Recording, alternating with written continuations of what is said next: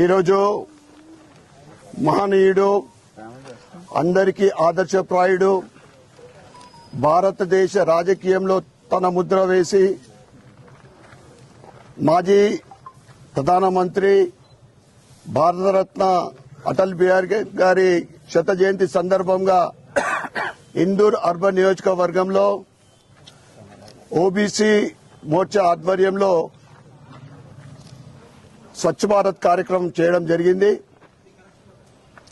ఏదైతే అటల్ బిహారీ వాజ్పేయి గారు 3 సార్లు ప్రధానమంత్రిగా ఉండి అనేక సంక్షేమ పథకాలు, సంస్కరణలు, జాతీయ రహదారులు కానీ దేశ అభివృద్ధిలో భాగస్వాములు అయ్యే విధంగా తన వాగ్దాటితోటి ప్రజలను చైతన్యపరిచి సమాజ సేవ లక్ష్యంగా తన జీవితాన్ని మొత్తం అంకితం చేసి ప్రజలని ఉత్తేజపరిచిన మహనీయుడు.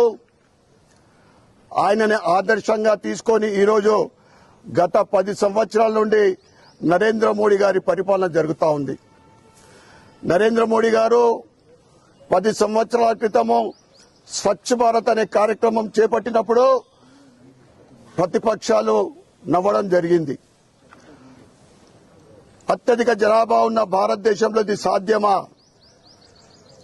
అని హేళన చేసిన వ్యక్తులే ఈరోజు ఏ వ్యక్తి కూడా ఒక రోడ్డు మీద చెత్తా చెదారం వేయాలన్నా ఉమ్మేయాలన్నా కానీ ఆలోచించే పరిస్థితి.